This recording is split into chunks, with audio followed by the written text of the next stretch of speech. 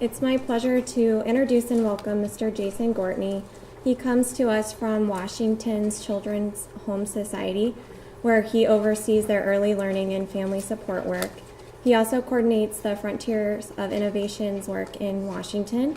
As we've already seen, they do a lot of work around achieving significant outcomes for at-risk children, and he has a lot of practitioners' experience working with, as well as writing and teaching about early adversity for young children. And today he's going to share some of that knowledge with us as he talks about putting the research to work from a practitioner's perspective. So please join me in welcoming Jason.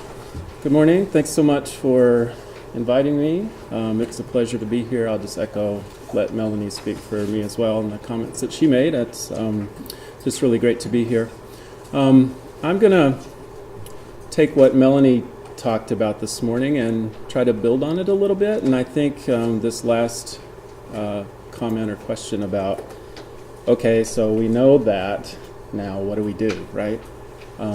That's the question that I've been working on over the last how many years, and that my agency is working on, and now we have a pretty robust network in Washington State who are all starting to really think about that underlying science, that core story that Melanie went through, and how can we really do something really significantly different to address that, okay? So I'll just first start by saying a little bit about who I am and where I come from. My current hat it's actually changed, I think, since I sent my bio in, but I'm now acting as the director for our agency, which is a statewide nonprofit agency that provides a variety of services and supports to children and families around the state of Washington. So we serve around 40,000 children and families per year around the state. About half of our service now is focused on early childhood development, so early childhood education. We do center-based services like Head Start and center-based early Head Start.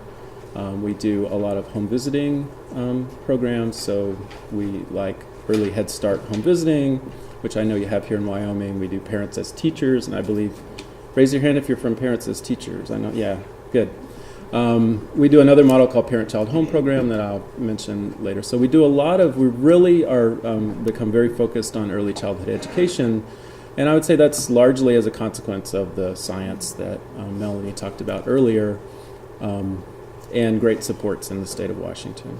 Our agency also does mental health services to children and families. We do family support work, so we have family resource centers to help families with basic needs and connecting to services, and parenting classes and those kinds of things. We do adoption support. We're kind of all over the map. And one of the other important roles that we have is advocacy and systems change work. And so, and we've recently added innovation to that advocacy and systems change work that we've always done. We were founded in the 1890s, so we've been around for a while, and we were founded as an agency that was kind of had the revolutionary idea that kids who were orphaned should not have to live in orphanages, that they should be adopted into community homes. And so we started out as kind of a child welfare reform organization, and you can trace that thread over our sort of 120 years of existence, and we're still deeply involved in that. So I think we're kind of an interesting blend of advocating for larger systems and policy changes, as well as doing the kind of on-the-ground direct work with children and families. My background with the agency, I've been there since 2001. A lot of that time was working with the kinds of kids that Melanie talked about earlier. We had a residential treatment center for kids who were in the foster care system, who were having so many transitions in foster families largely because of their behaviors, and that they just weren't able to function in a family home. So they came to our center, and we tried to help them develop some of these life skills and coping skills, and and those kinds of things so that they could get back into a family home. So I did that work for a long time, and it was great work, very satisfying. But as Melanie mentioned earlier, if you think back to that brain plasticity graph, right, we were getting kids when they were 10, 12, 13 years old, and they had the big rock pile up that we saw in the video, and change was incredibly energy intensive, right? It took a lot of resources and a lot of energy to really help those kids to make meaningful change.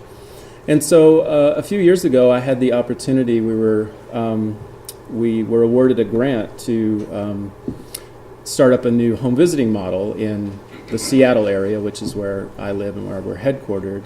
And I thought, this would be a great opportunity for me, now that I kind of understand this underlying science and why it's so hard to make change later on, to move into a more upstream way of trying to prevent that toxic stress pile up in the first place. So I started there, and then we had this amazing opportunity about 3 years ago to connect with the Harvard Center on the Developing Child and join a project called Frontiers of Innovation. And that's the work that I'm going to be focusing on today. But so what I'd really like to do is talk through kind of our journey in both as an agency that provides services, but also as a state in Washington, because I know that there's some interest in trying to really take this science and do something differently in Wyoming. So I think it might be helpful to hear a little bit about where we've been in Washington State so far and where we're trying to go. Okay, and so I want to start that story with this picture. How many people are familiar with this? Have seen this before? Raise your hands high. Okay, so maybe a quarter of the audience. The Adverse Childhood Experiences study was a large study that was done supported by Kaiser Permanente, which is a big healthcare provider in Southern California. The study started about 20 years ago, and the basic findings of this study were that essentially what they did is they took a survey of people's early childhood experiences, their adverse experiences, and those are called ACEs, adverse childhood experiences. Those are things like abuse, neglect, and then a variety of sort of household dysfunctions. So having a parent who was incarcerated, or witnessing domestic violence, or having a parent or caregiver who was a substance abuser or had a serious mental illness, those kinds of things, as well as neglect, emotional neglect, physical neglect, and then abuse of various kinds. So it was a questionnaire that I think originally had 7 categories. Now I think it's up to 10 sort of categories of adverse childhood experiences. So they gave this questionnaire out to thousands of people, right, living in Southern California who were enrolled in this HMO. And they then, it also came with some questionnaires about health-related behaviors, so things like smoking, drug use, obesity, factors that would predict, health risks. And then also, eventually, we're able to map it onto their actual health outcomes. And these were not just kids. These were kind of people across the lifespan. So they were able to kind of get a sense of, over the lifespan, was there a relationship between the amount of adversity experienced in childhood, and the original questionnaire was before the age of 18, and health outcomes, right? So it was trying to correlate health. And what was found was really quite astonishing, is that not only was there a very strong correlation between the sort of number of ACEs, right, these adverse childhood experiences, and health outcomes, but there was this really interesting stair-stepped relationship, so that if you had one of these adverse childhood experiences, your risk for, say, heart disease in adulthood went up this much. And if you had 2, it went up this much. And if you had 3, it went up this much.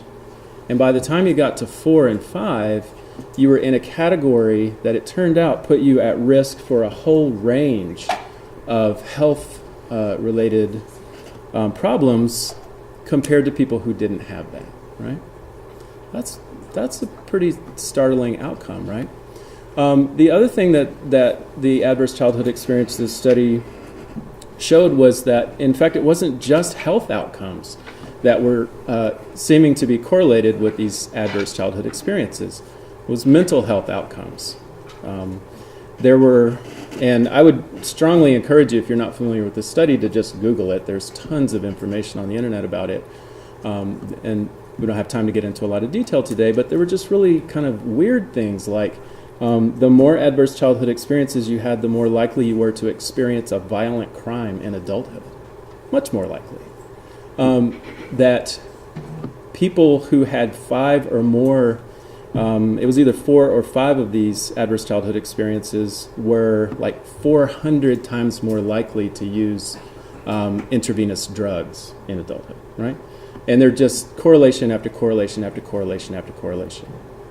And so I wanted to just start with the adverse childhood experiences study because this is really where the work related to this started for us in Washington State. This is where my sort of journey on this began, was just with sitting in an audience like this and having somebody sort of sketch out the adverse childhood experiences study. And so at that time I was working with these kids that I just described to you, and it suddenly all kind of made sense, right? It's like, oh, these kids, in addition to, the way we had been thinking about them and the way that our model and our medical model had been thinking about these kids, was that they had various kind of mental health disorders, right? They had ADHD, or they had oppositional defiant or conduct disorder, a whole litany of sort of mental health disorders. And that was the approach that was being taken to try to help these kids, right? Give them medications, use behavioral therapies to try to get them to stop doing the behaviors we don't like and do the behaviors we do like through things like rewards and consequences, right? And so think back to Melanie's graph from earlier. How effective is that going to be if they can't learn from that, right? So the adverse childhood experiences study was an immediate paradigm shift for me and for the other people who worked with populations who had experienced a lot of adversity. So I immediately went back to our center when I heard about it and just went through kids' files to just get a sense of, well, I wonder what the ACEs scores are for these kids in our center. And the average was 7. And once you're at 7, that predicts just incredible risk over the lifespan, right? And we were already seeing it. Health risk, behavioral risk, educational achievement, economic achievement, all of those things have been correlated with the adverse childhood experiences, right? So it became imperative to us to figure out, okay, now that we know this, what do we do about it? And so that's the question I heard sort of earlier. So in Washington State, just by way of, I think, helping us to get ready as a state to like take the next step, the first step was really wide dissemination of this study. So that's one of the things I just want to encourage people to think about as you're learning about this information and getting interested in this, is the adverse childhood experiences study is so well documented. It's had so many follow-ups to confirm it, and there's just tons of information about it, and it's pretty easy to communicate about. And so there was a huge effort in Washington State that started about maybe 8 years ago or maybe 10 years ago, where a dedicated group formed in Washington State and just made it their mission to take this study to all the communities across Washington State and to create learning communities in various parts of the state, consisting of people from the various systems that were interacting with people who probably had a lot of adverse childhood experiences. So law enforcement, schools, healthcare. People came together around the state and really dug into this and learned about it, right? And so that was kind of the start for us in Washington State, is we had a few years where this study really got out there. And so now if I'm in an audience in Washington State and I say, who's heard of the Adverse Childhood Experiences Study, pretty much everybody raises their hand. So that group did a fantastic job of bringing this information out to the public. One other thing I wanted to say about it was the question came up, how many people are impacted by toxic stress, right? That question came up in the last presentation. I actually looked it up on my phone kind of in the break there. And so it turns out that 25% of the general population has at least one adverse childhood experience, right? So just to clarify, the original study was done with predominantly middle-class people, predominantly Caucasian middle-class people in Southern California. So this was not a population of people living in deep poverty, right? This is just average sort of middle-class folks. At 25% had at least one. 25% had three or more. 25% of a middle-class, affluent population had three or more of these adverse childhood experiences. And that predicts pretty significant risk into adulthood. 10% had five or more. 10%. So I don't know what the calculation is based on the population of the United States, but you could sort of figure that out. And I think that I actually looked, Wyoming has done an adverse childhood experiences study, and it's quite similar to sort of those numbers and national averages. So anyway, not to belabor that, but I just wanted to start there as I think sometimes it can be hard to just jump into the deep kind of science, neuroscience and the neurobiology when you haven't had this part yet. So I think this is a critical part, at least in Washington State, of getting us sort of ready to take the next step. All right? So we started with wide sort of information about the Adverse Childhood Experiences Study, and then there were a lot of us out in the field going, okay, now what do we do about it, right? And the people who were putting the information out were like, we don't know yet, right? So we all got very motivated to start trying to figure out, okay, what do we do about this? What do we do about this? But it doesn't immediately reveal what to do about it, because the Adverse Childhood Experiences Study, while it speculated about why these outcomes might happen, right? They didn't know, right? It was just a correlational study. And so for us in Washington State, the next step has been this sort of core story of scientific concepts that Melanie talked about in the last presentation, right? That core story of early adversity and how toxic stress gets into the body, shapes the brain, and how it can be prevented, right? And so in Washington State, we're kind of moving from the Adverse Childhood Experiences Study to that deeper next step of the core story of science. And I know we've got new people in the room, so I'm just going to super quickly recap the core story. But does that make sense as a progression? Yeah, okay. And I just want to be super clear that if you have questions or comments, please just interrupt me. That's totally fine. I would love to have an interactive conversation. So to quickly recap, the core kind of three core concepts that we talked about a little bit ago were essentially that brain architecture, right? The most important period for laying down the foundations of early brain development happens when? First few years of life, prenatally through the first few years of life, right? So that makes sense as a point where if you're thinking about adverse childhood experiences, that makes sense as a point where we could get there and try to do something differently for folks who are at risk of experiencing adversity. The second point was that young children's brains develop in a context of relationships, and that this serve and return mechanism, we watched the little serve and return video, that's one of the critical building blocks for early brain development, right? So that points us in a certain direction, right, about what we could be thinking about doing differently in our practice, in our systems. Is there something we could be doing to support the network of stable, caring relationships around very young children who are at risk of experiencing adversity, right? Are there ways that we could build the serve and return and strengthen the serve and return interaction in parents who may themselves have come from a background of adversity, may not have had that strongly modeled for them, right? And now they're trying to parent, and it's just not part of their own architecture, right? Is there a way that we could help them to build that? Is there a way that we could strengthen settings where very young children are going to be spending time so that the people who are serving those children in those settings are experts in serve and return? And then the third concept is that toxic stress in the early years can derail healthy development, right? So what do we do about that? And that's what I'm going to talk about today, is just I'm going to give you a number of examples of things that are going on in Washington State, some that I'm involved in, some that others are involved in. And then I want to go into some very specific interventions that we've been testing and just give you a flavor of the kinds of things that we're trying out.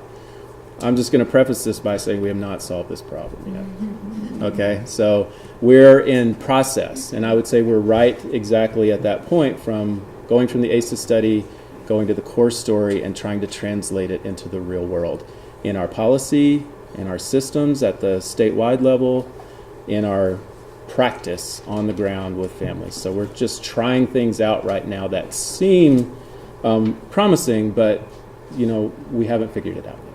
So we need your help in answering these questions. Okay, so skip that. We looked at this graph already about, it's every time I look at this graph, I feel a little depressed about my own, where I'm at on this graph, but I'm proof that you can learn things even beyond with some effort. The 3 levels of stress response we talked about, so I'm not going to go back into that. But for those of you, I guess, who are joining us, essentially we're talking about this concept, toxic stress, and it just simply means this: the prolonged activation of the stress response system in young children in the absence of protective relationships. That's how it's been defined. And the Center on the Developing Child has helped to define and disseminate this concept. And so this, I think, is a promising place to really look at how we could be doing things differently, right? Prolonged activation of the stress response system in the absence of protective relationships. I mean, does that just give you an idea? Does anybody just get an immediate idea based on that of something that could change in a system or a practice?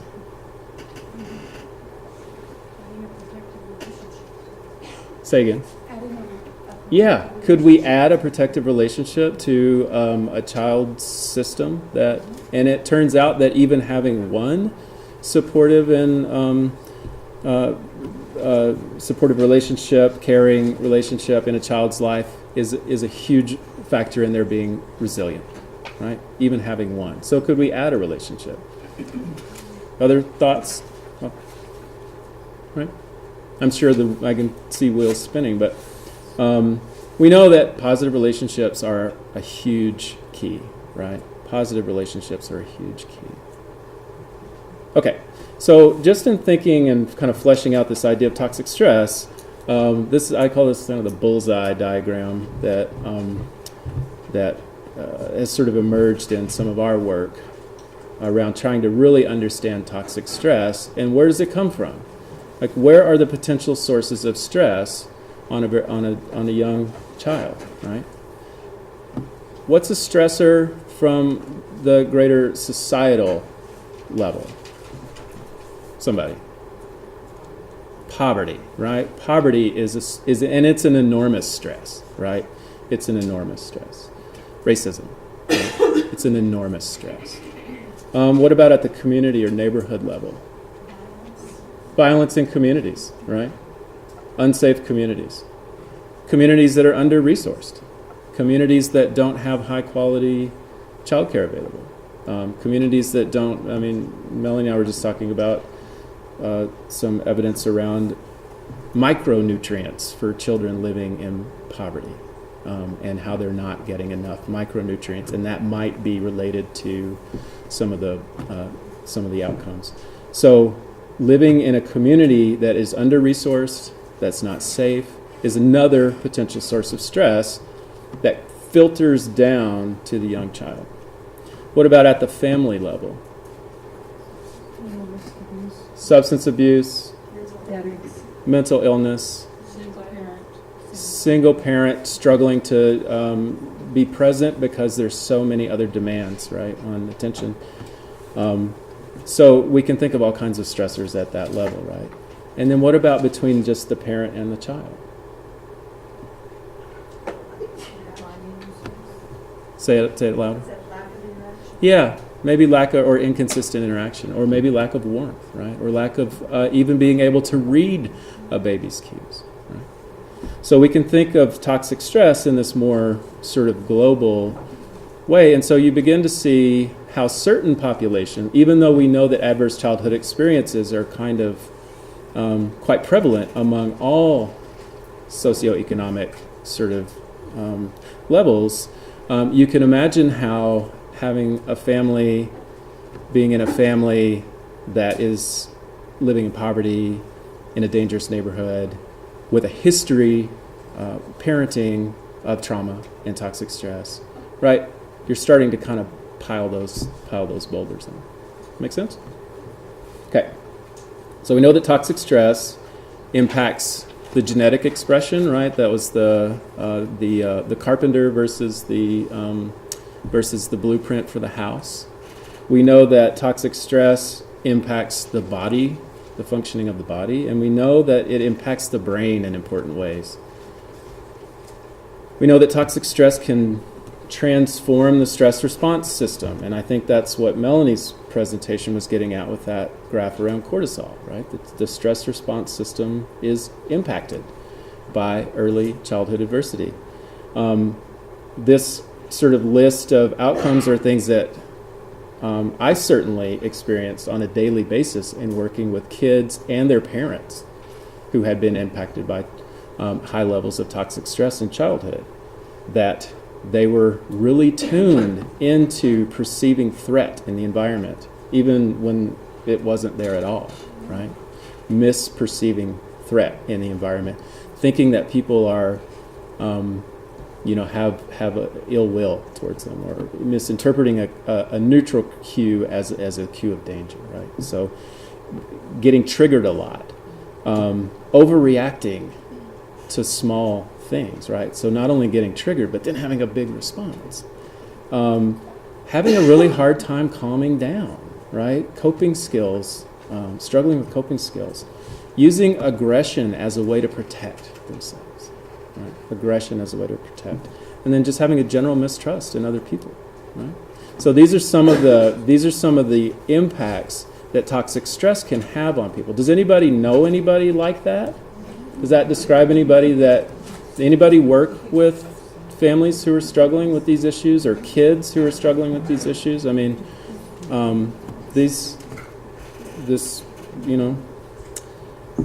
the other thing about toxic stress is it impairs the development of executive functions, and touched on this a little bit in the first talk about executive functions. Executive functions are kind of like the brain's air traffic control system. That's one metaphor. You can think of them in kind of categories. I'm just going to run really quickly through these because they'll help us understand something a little bit coming up in a few minutes. So inhibitory control is one of the ways of thinking about the executive functions. That's the ability to filter your experience, to not do things that you might be tempted to do. Has anybody seen videos of these poor kids in this marshmallow? Who's seen? Yeah. It's just excruciating to watch these, but they are kind of amusing. Just YouTube the marshmallow test, and you'll see these poor children sitting in front of plates with a marshmallow on it, and the instructions from the researchers are, you can have the marshmallow, but if you want 2 marshmallows, you're going to have to wait. And so it was a measure of how long kids had the ability to inhibit their, they want 2. They don't want just 1, they want 2. But how many kids could actually wait, right? And how long could they wait? That was kind of an old measure of inhibitory control. And then it turns out that kids who, even at this young age, how old is he? Like 3, 4. That having a stronger ability to wait at 3 or 4 predicts things in adulthood, like economic achievement. Yeah.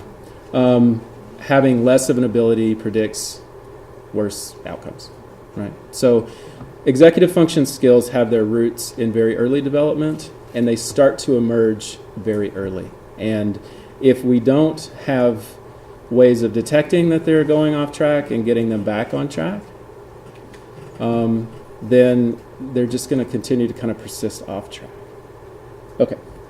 Another piece of executive functioning is working memory. So if I said, add the numbers 135 to 116 in your head, go ahead and try to do that. 135 plus 116.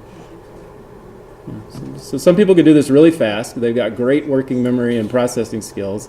The rest of us maybe are going to struggle with that a little bit, right? So working memory is the ability to kind of hold those two numbers in your head, remember the rules about addition. Okay, if this one is, if it goes over 10, I put the number here, I got to move it over there, right? And you're doing all that in your head, right? So that's just one example of working memory.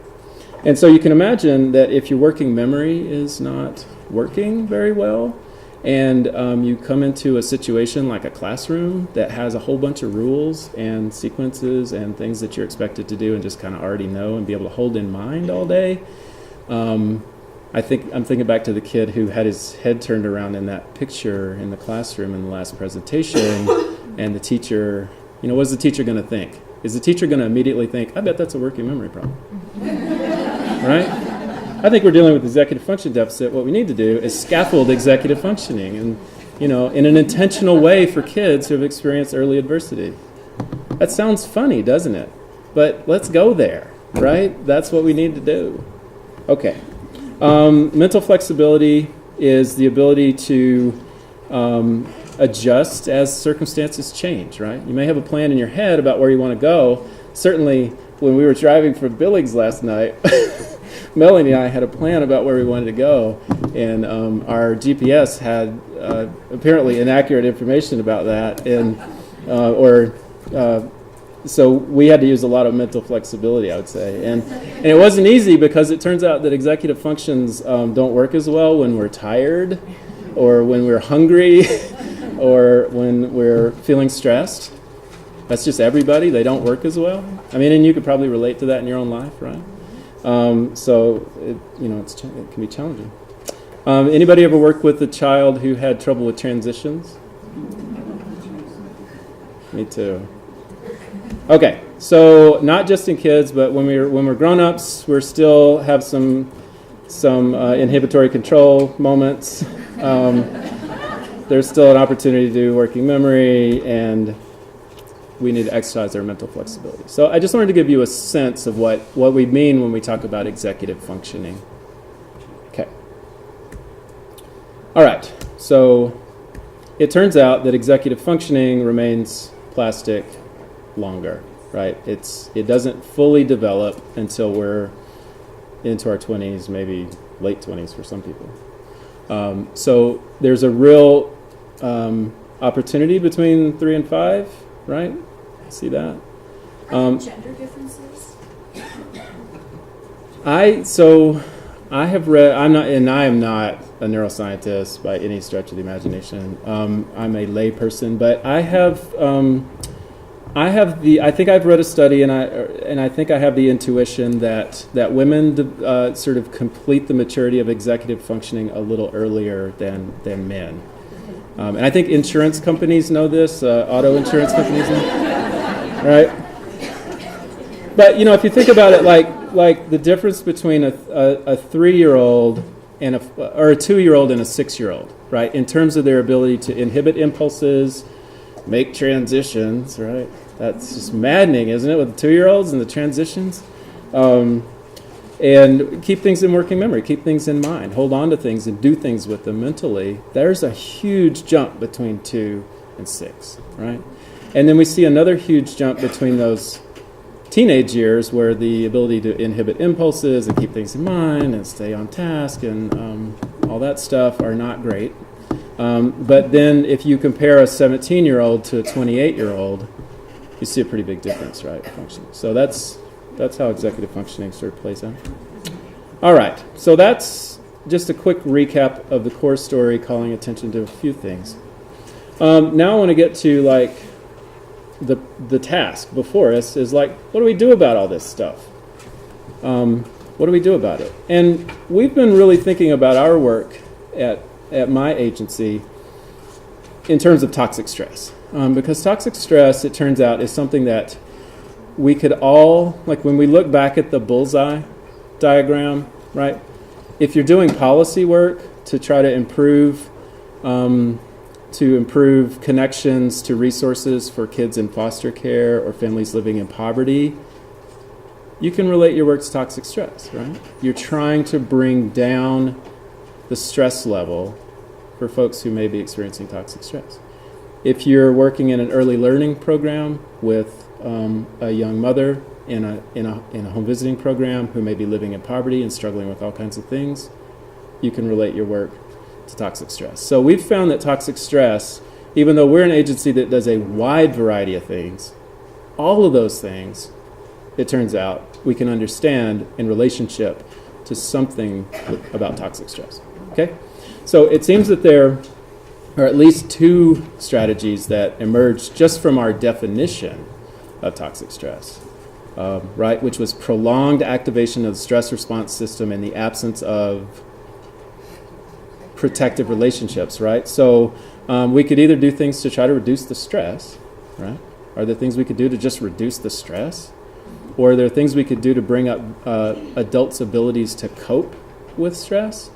Or are there skills that we could help people build, like executive function skills, that would actually decrease their stress in general because they wouldn't be having quite as many obstacles, because they would be navigating things better? So that's one strategy. Another set of strategies we can think of as increasing protective relationships, right? Is there somebody that we could bring into a child's life, right, that could be a protective and buffering relationship? Are there ways that we could help the parents, the caregivers, the foster parents, the early child care workers? Are there ways that we could help them develop their responsiveness and their protective caregiving? Are there ways we could increase their compassion by educating people around executive functioning?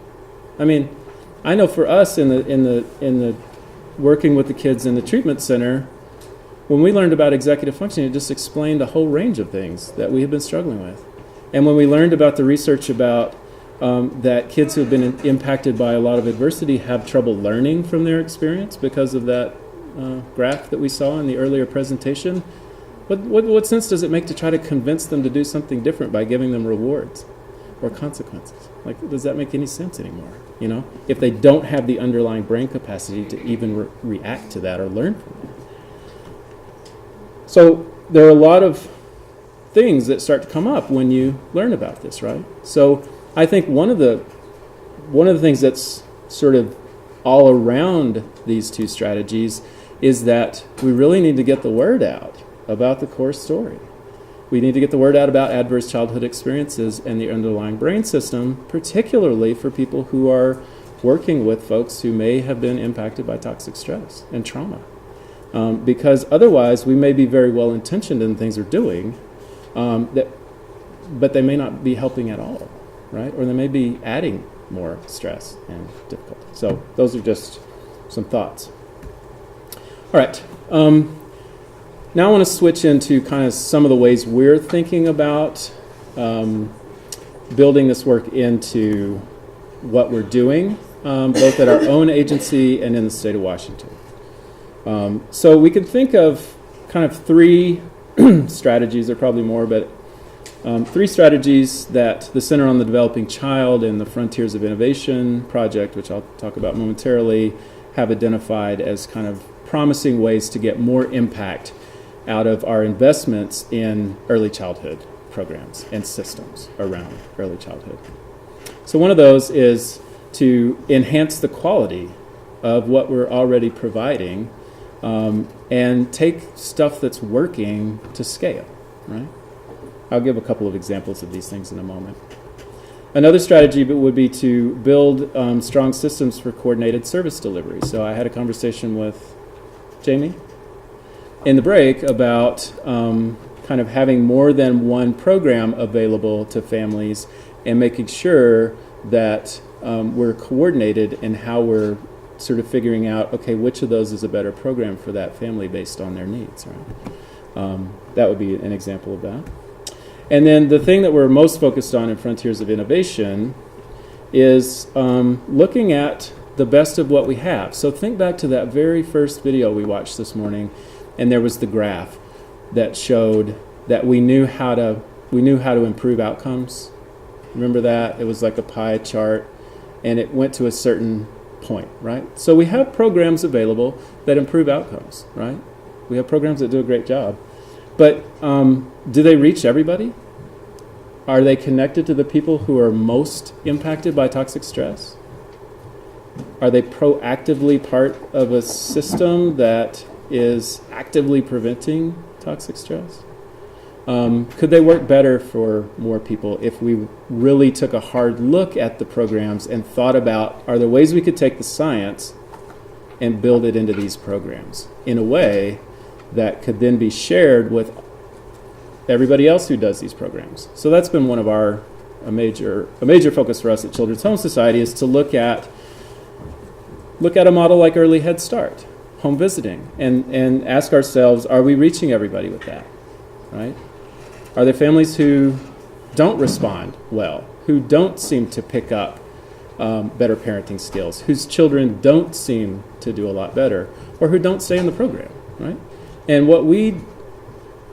in looking at our Early Head Start program, what we realized is it does a really good job with probably 85% of the people who sign up. I don't know what it's like here in Wyoming, but that's what it looked like in our communities. What about the other 10 or 15%? Oh, wait, there's that other number on the ACEs, evaluation, that 10 or 15% of people have 4 or 5 ACEs, right? I wonder if they're the same people who aren't doing as well in these programs, right? So that really got us thinking in a new way about our work.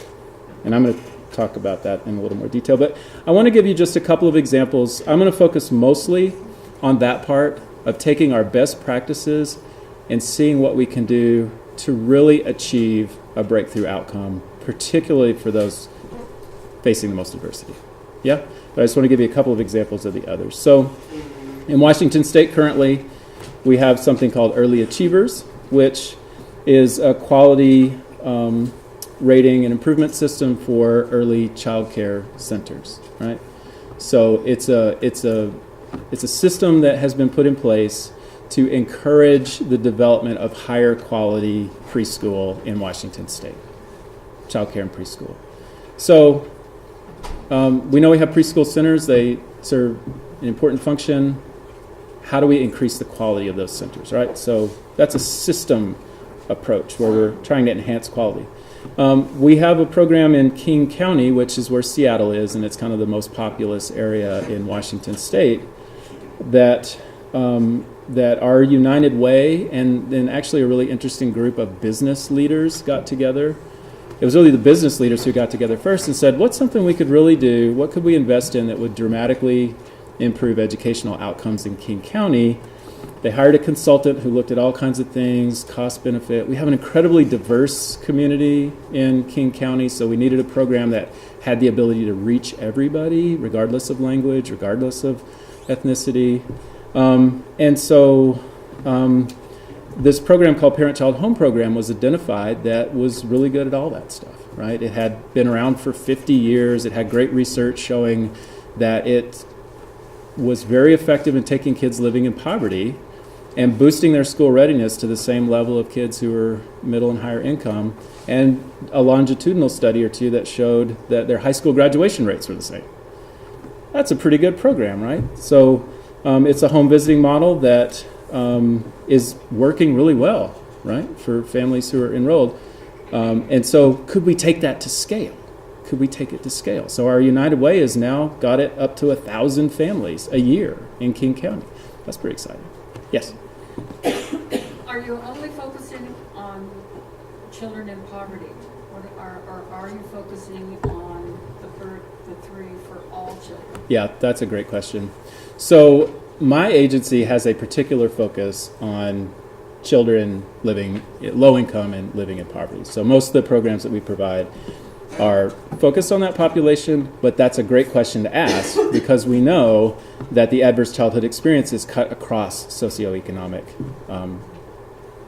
lines, right?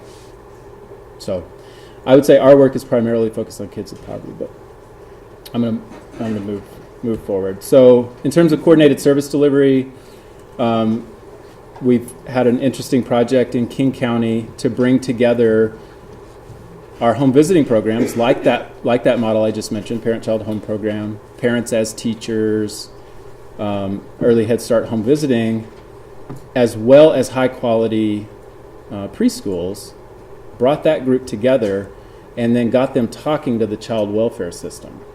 Because it turned out that almost no kids in the child welfare system were enrolled in those programs. That didn't make any sense, right? Why weren't they getting in? So we really took a hard look at that, and we've been able to get not only those two systems talking, but in the process we realized that the infant mental health system was not talking to the early learning system or child welfare, and that the early intervention system was not talking to any of the others either. So now we've got all four of those systems coming together in a really strong way to connect to families in a proactive and intentional way who become involved in the child welfare system. So that's another way to go, is looking at how are we using the limit. We can't reach everybody, but for the resources we have, are we focusing them on the right populations, right? If we know, in all likelihood, if you're coming onto the radar of Child Protective Services, there's toxic stress, right? I mean, that's just probably that's a great indicator that there's something that needs to be dealt with. Let's put our resources there. Okay, I'm going to move on. Gosh. Okay, sorry. I get wordy sometimes. So Frontiers of Innovation is a project that is sponsored by the Center on the Developing Child at Harvard University.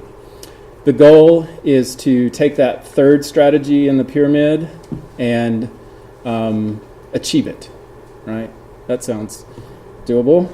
We'll see. What can we do to drive science-based innovation that achieves breakthrough outcomes for children facing adversity? We'll probably figure that out by tomorrow, right? Yeah, okay. Well, one of the things we've embraced is a culture of innovation. So if we don't know how to do it, but we've got some great science that is pointing the way, we should be able to do it. So how do we get there? Right? How do we take the science and push it into practice? Well, we could take the traditional method where we could carefully design a new program over a period of a couple of years and set up a randomized control study that would take another 5 years to implement and get the results. And 7 years later, we would know whether or not our new program dramatically moved the needle. That's not what we're doing. What we're doing is looking at, well, how does Apple do this, right? How did we get to the moon? It took an effort to do something really complex, applying science to engineer towards a new goal, a bold goal, is going to take a different kind of process than kind of a traditional research process. So we're fostering a culture of innovation characterized by flexibility, collaboration, co-creation, learning, and the permission to fail. So when Jack Shonkoff first came to Washington State and met with folks from agencies like mine, one of the first things he said was, okay, you're in the room because you do great work. The policy people told us who to call. Jack Shonkoff's the head of the Center on Developing Child. We know that you're kind of the best of the best in the state of Washington. That's why you've been invited here. Do you feel like you're reaching everybody? Do you feel like you're doing... Are you satisfied with the progress you're making given what we know about toxic stress and early adversity? And I see heads out there shaking, and that's what we were doing. We're like, well, a lot of the work is great. We get a lot of good outcomes, but there are these folks that we're not reaching and we're not getting the same outcomes with, right? And so he challenged us to give ourselves permission to do innovation, which is not something we typically do in social services agencies, right? Innovation we don't have an R&D department. We do now, but we didn't 3 years ago. So to do innovation, you have to try a lot of stuff that may not work. Make your best guess based in really good science, working with folks who understand that science, working with practitioners who are already delivering best practice. How can we put our heads together and start from a place that's very promising, do something that can give us some feedback very quickly, throw out stuff that doesn't look promising at all, and pursue and hone in on stuff that looks like it may be promising. Make sense? That's how you would do it if you were trying to engineer a new product at a business, right? You would get a bunch of smart people who knew about the underlying principles, and you would put them together, and they would try a lot of stuff, and they would eventually hone in on a solution, right? How did we get to the moon? Somebody set a bold goal. We had the underlying science that said it could be done. It took 10 years and massive numbers of engineers to get there, right? You had people who worked on, well, how do you keep people alive for a few weeks in something this big, and how do you get that thing propelled into outer, and then how do you get it back? You had teams working on all that different stuff. It was a collective, huge project, but we did it, right? And so if we can do that, surely we can figure this stuff out, right?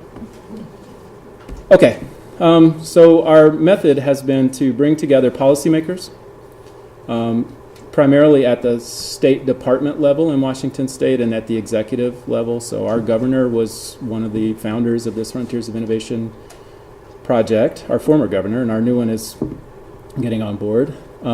We have leaders from all the departments at the state level that interact with families and with young children. We're bringing researchers like Melanie and a number of others from who are doing the kind of cutting edge work around early childhood. We're bringing together practitioners who are doing best practice, right? And investors, right? Somebody's got to pay for it because we can't pay for this in kind of the traditional methods, right? We're not going after long-term research dollars. We're not, as a social services agency, going after our traditional funders who just want to pay us to do things to fidelity and deliver the outcomes that they expect. They're starting to come around, but that's been the tricky part, is finding out who's going to help us pay for this new process of innovation, but we're getting there.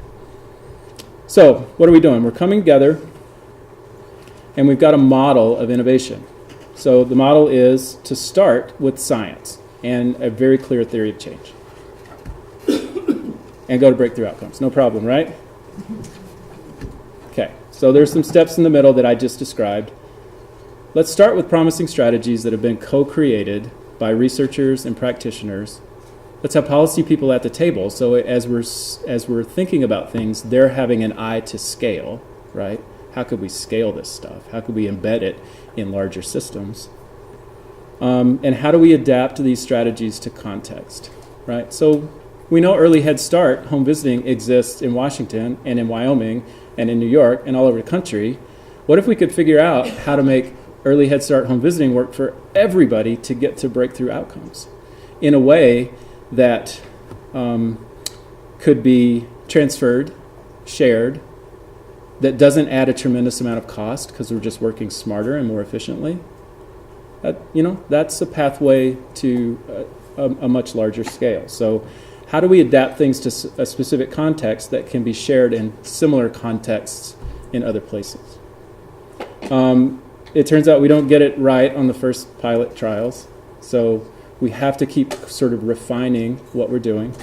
But then eventually, we think that using this method will get to breakthrough outcomes. Okay.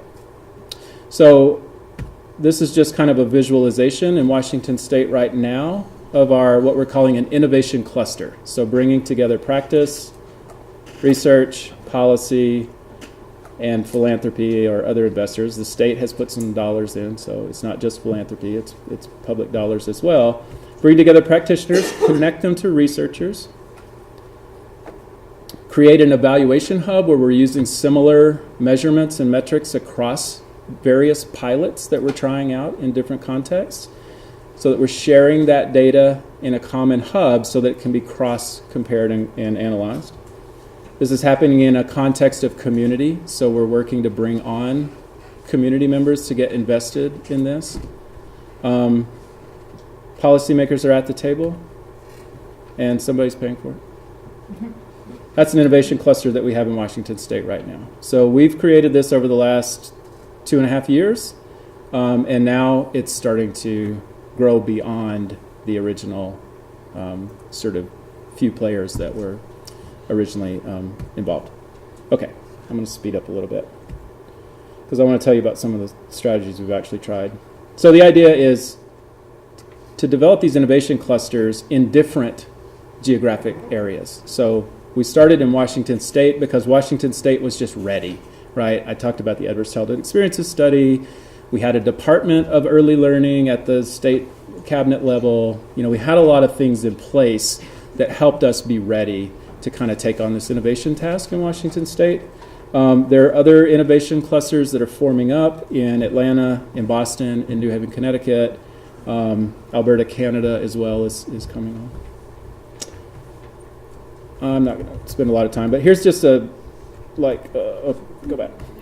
Here's a complicated picture of kind of what our current innovation cluster looks like in Washington State. So you see Hope for the Future is a family child care provider.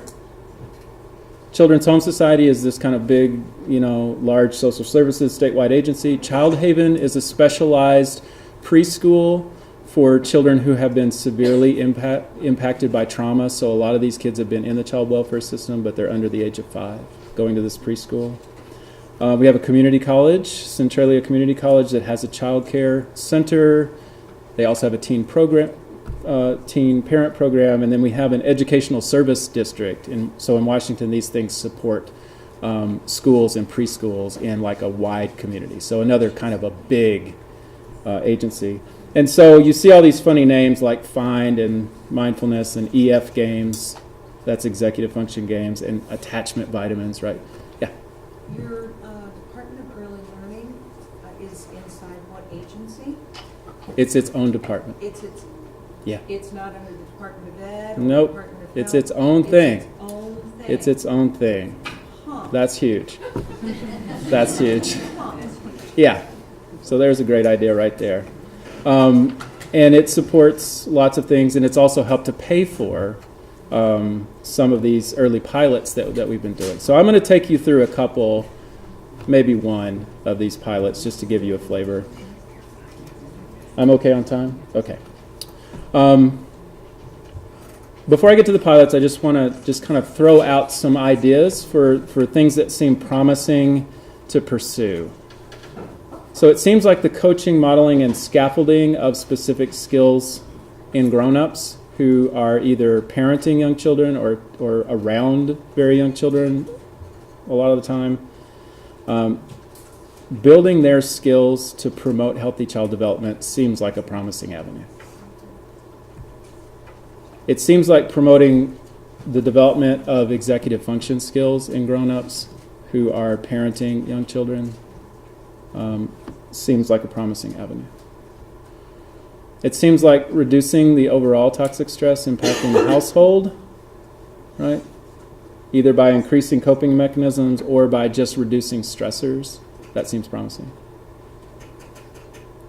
It seems promising to promote the acquisition of stress reduction skills, which I just mentioned. So those things seem promising. Those are some ideas. There are many ideas. I'm sure everybody in here could come up with 10 ideas, but those are some that seem like promising strategies.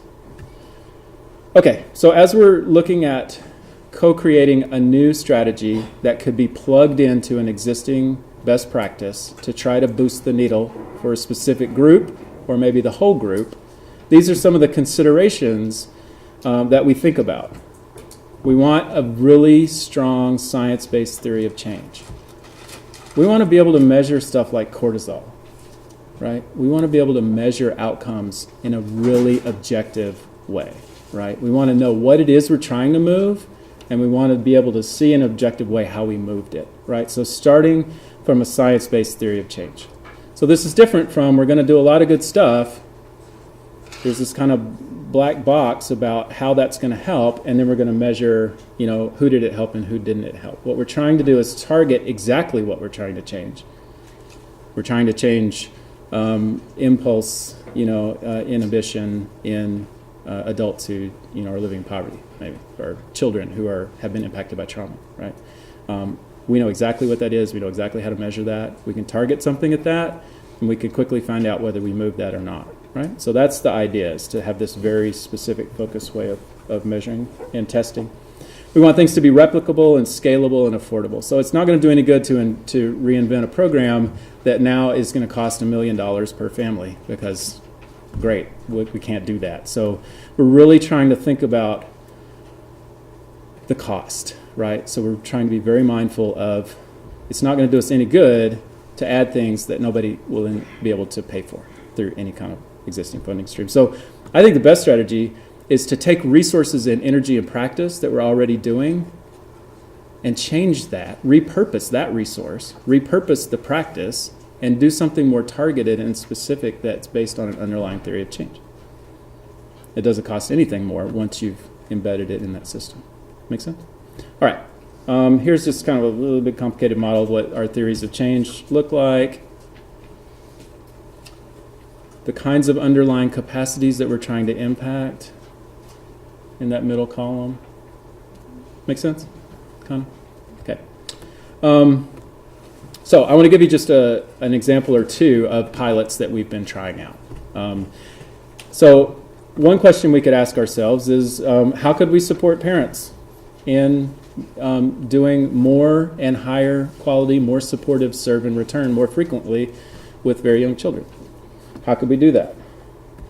Well, fortunately, Children's Home Society didn't have to sort of come up with that. It turns out that Melanie and Phil Fisher and the team at the University of Oregon came up with this really interesting video coaching model. And Melanie, if you're interested in learning the details about this, she's going to do a session this afternoon that would give you all the detail you want about this. But I'm just going to give you just a snapshot of what it looks like. So it turns out that people who are taking care of young children, they do serve and return. It's like innate human behavior. I've become so sensitized to it that, like, being on the airplane yesterday, there was a mom with a baby, and she kept like picking up the baby, and the baby's doing something, and she's mirroring it. It was just like crazy serve and return. Like, I just see it everywhere I go now. So I certainly have learned how to be, at least to recognize children's cues more through this kind of just paying attention to what it is. So anyway, just to describe what this program is, you essentially just take a little bit of video of a parent and child interacting in kind of a natural way, as natural as they can in front of a video camera.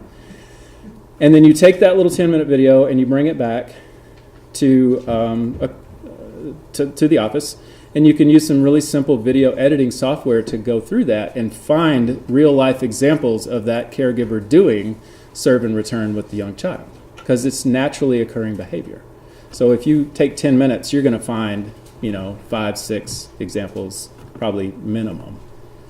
And then you pick out the ones that are sort of the best examples, and you just make a little highlight reel. And then you have a coach who brings a laptop back to the family and shows them doing serve and return, talks about what serve and return is, talks about why it's important for early brain development, and the different types of ways that parents return serves. So they see themselves as their own model doing the thing that we're trying to get them to do more of, right? So that intervention had been already designed. We didn't create that or co-create that. But what we've been doing is seeing, is that something that we could take from the University of Oregon and push into real-world practice in early Head Start? Like, could that be a tool that our home visitors could be trained in to deliver this coaching model that can be done with a video camera, consumer level video camera, software that just comes installed on your laptop, iMovie or Windows Movie Maker. It's not rocket science, it's not terribly costly. Is that something that we could be using in a targeted way with families to improve serve and return? Right? That's promising, right? But I think one of the things that we quickly realized is that we haven't been measuring serve and return. Like, how do we even know who is not doing it enough and who is doing it enough, right? Or how would you measure that? And so, it brings up a lot of questions when you try to translate things into kind of real world practice. So our process started with trying out this it's called FIND, Filming Interactions to Nurture Development, in our early Head Start program with moms. That was our first trial. We did, 12 or 15 moms. They loved it. It looked like they were doing more serve and return at the end than at the beginning. They were reporting that their children's, they did a developmental screen before and after, and they were reporting developmental gains around social emotional. There was a little drift in that direction, and we thought, well, they might be responding to their kids' cues more, and so they're not seeing as much sort of negative behavior because they're catching things earlier. Right? So very small study, but what it told us was that, in fact, we could push this into a real-world setting, and it looks promising, so it seems worth pursuing further, right? It wasn't something that we tried out and was like, there's no way this is going to work, throw it away, try something else, right? This looks like a really promising strategy. And so since then, we've worked with another researcher to adapt it to fathers who were in the families enrolled in our home visiting program. So it's often the mom who participates in home visiting, and dad is maybe not there, doing something else. So could it be a way to engage dad? We've had the Department of Early Learning go, we've got this problem in Washington State where in the classrooms that take care of infants and toddlers, they usually assign the newest, least experienced person to that classroom. Could we use FIND in that context to boost their serve and return quality and frequency? The Department of Children's Administration, which oversees our child welfare system, thought, hey, this might work for families who are in supervised visitation, who have had children removed and are trying to work to getting their kids back. Like, this could be something that could actually build basic caregiving skills while they're visiting their child in a supervised visit, right? So we're in a project to try it out in that context. And we also tried it out in a family childcare with the provider, and then she became a coach and did it with the parents who were dropping kids off. So that's just to give you an idea of the kinds of stuff that we're looking at through this Frontiers of Innovation project in Washington State, to take a concept like serve and return, think about the populations we work with in the different contexts, and try to figure out, is there an intervention that could kind of be plugged into multiple contexts that could really move the needle on that. I mean, Melanie and I were talking yesterday about the study of language, right? Language exposure for very young children. Like, pretty small differences in the number of words that a child is exposed to, like per hour,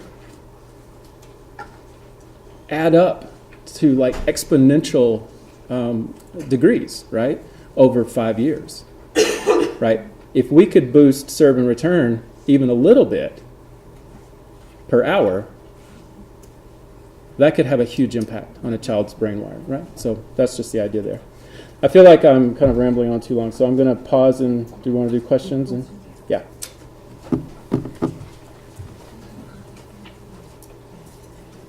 Questions?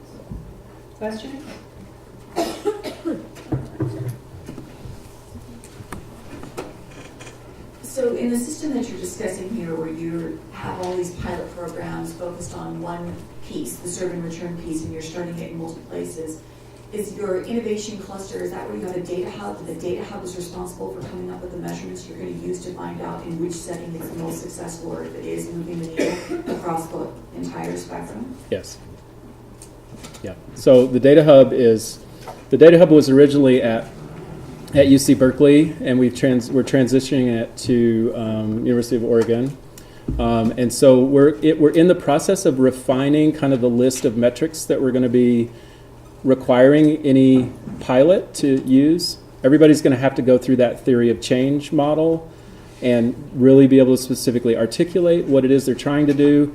And we're going to have measures selected that are going to be, not everybody's going to use every measure, but when you're trying to move the needle on this thing, in this context or that one, you'll use the same measure, and that way we can kind of compare, right, what's working for him. So my question was more about your early learning department. Can you talk about how that was started and who championed that and how it's funded, things like that? I'm not the expert on, honestly, I was working kind of in the downstream when the Department of Early Learning was founded, so I've had to do a lot of catch up about that. But my general sense is that we had a governor who was herself was a former child welfare social worker. We had some very strong champions in our state legislature, like one on each side. I think that it doesn't take a lot of people. It just takes the right people to be able to move things. And I think that the science around early adversity and the Heckman research around where do you get the biggest impact for investment, I think all of that played into the creation of that department. Other questions or clarifications? Good, or thoughts or ideas? Well, let's thank Jason very much for that.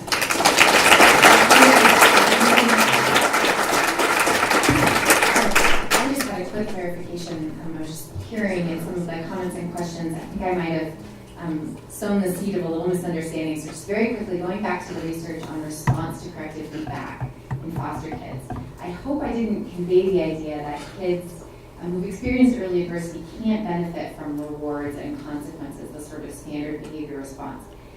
That's not true. They certainly can. And in fact, that intervention, the multidimensional treatment for foster care, was really focused on behavior management skills and using appropriate positive reinforcement and managing challenging behaviors with appropriate fair consequences. And remember that at the end of that intervention, their response to corrective feedback had normalized, right? So it's not that children who've experienced adversity can't benefit from appropriate corrective feedback, only that on a neurobiological level, as the result of the adversity they've experienced, they don't have a typical brain response to that corrective feedback at first. And so they'll benefit from behavioral interventions that are highly structured and very powerful, really motivating incentives, very clear expectations, and redirection and consequences that that are appropriate developmentally. And through that systematic behavioral intervention, they can have a more normalized response to feedback in the environment. So I just wanted to correct myself in case I had been unclear. The inner behaviors, and you just had to speak up. I didn't want to let that go by. Thanks. Yeah, thanks for the clarification. Yeah. Good. Well, thank you very, very much.